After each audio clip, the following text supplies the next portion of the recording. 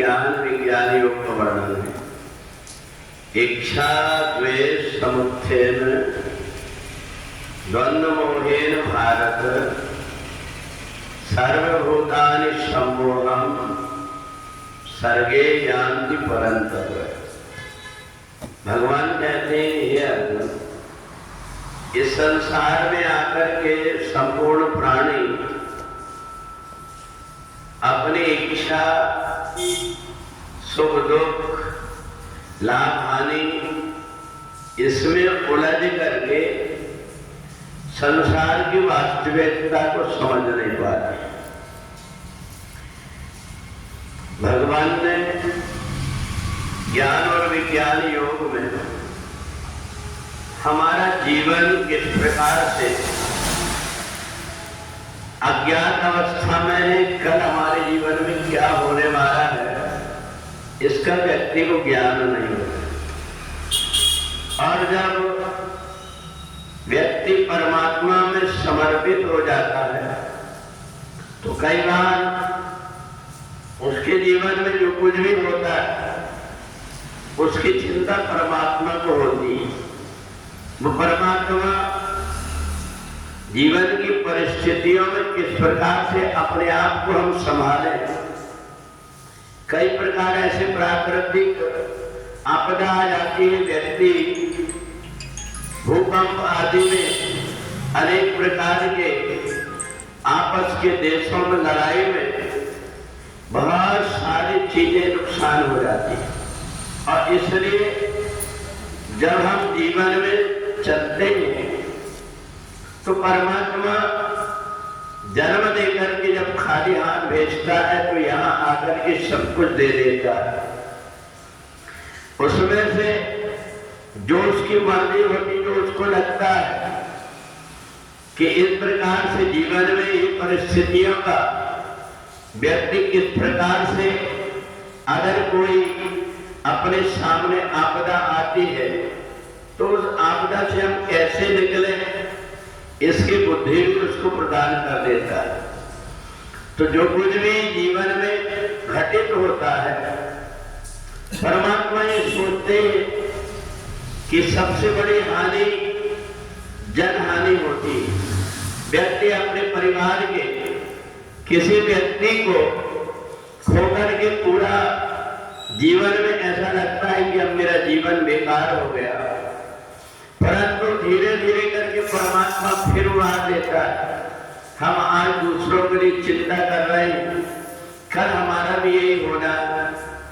और इसलिए जिस परमात्मा ने यहाँ संसार में हम खाली हाथ आए थे, सब कुछ हमको दिया, वो परमात्मा फिर से सब कुछ कर देगा, ऐसा मान करके अपने आप को, जो व्यक्ति परमात्मा से अपने आप को जोड़ करके रखता है, आने वाली परिस्थितियों में ज्यादा विचलित नहीं हो पाता।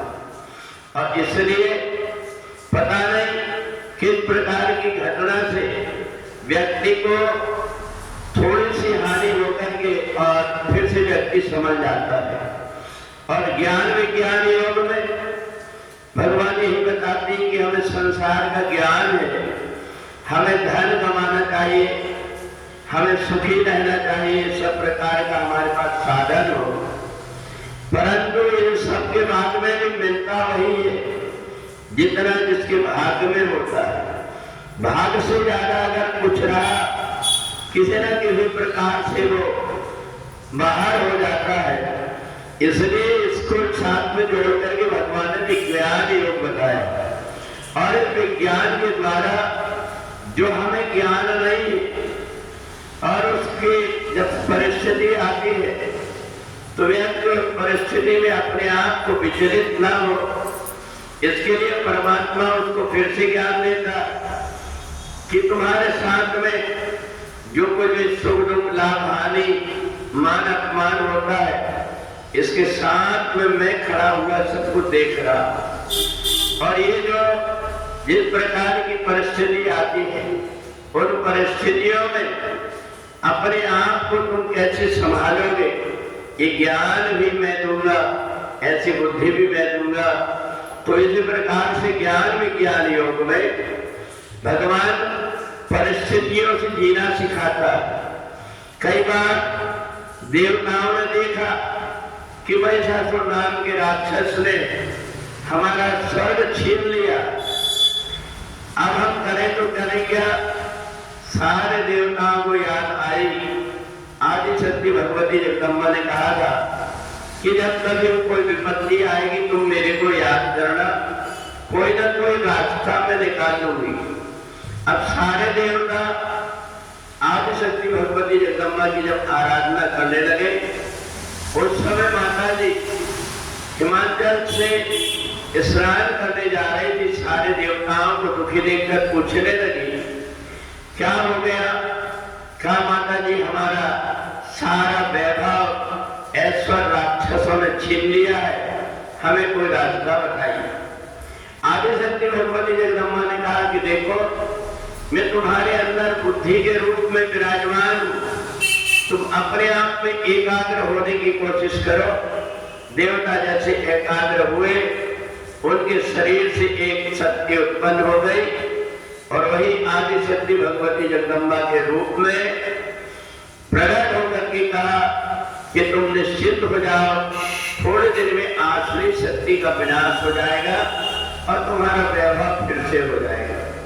देवता प्रसन्न हो गए और इसलिए हम लोग नवरात्रि के दिन में 9 दिन में शक्ति की आराधना करते हैं कि हमारे जीवन में जो तमोगुणी के कारण, हमारे जीवन में किसी परिस्थिति के कारण कोई ऐसी चीजें घटना घट जाती है, उसका निवारण हम कैसे करें। तो भगवती जगदम्बा कोई ना कोई रास्ता निकालती है। तो देवताओं ने जिस प्रकार से आदिशक्ति भगवती जगदम्बा को सामने देखा, समझ गए कि हमारे विपत्ति के दिन दूर हो जाएंगे और आदिशक्ति भगवती जगदम्बा ने फिर जितनी भी आसुरी शक्ति थी उनका विनाश कर दिया। तो इसलिए हमारे अंदर बुद्धि के रूप में वही आदिशक्ति विराजमान है। जो व्यक्ति नवरात्रि में जितना भी बन सकता है उस सामर्थ्य के अनुसार देवी की आराधना करता है, स्तुति करता है, उनके दर्शन करता है, उनको जीवन में जीने के लिए सहारा मिल जाता है और उनको विपत्ति के समय में किस प्रकार से धैर्य कर लेना चाहिए इसका भी उनको ज्ञान हो जाता है। तो इस प्रकार से नवरात्रि का जो पर्व है, साल में 2 बार आदिशक्ति भगवती जगदम्बा की आराधना का है। इस पर्व में शक्ति को पुनः जागृत करके और अपने अंदर आदिशक्ति से कैसे जुड़े इसका ज्ञान होता, उसी को विज्ञान कहा गया है, जिसको भगवान ने ज्ञान और विज्ञान के रूप में समझाया। बोलिए जगदम्बा मैया की।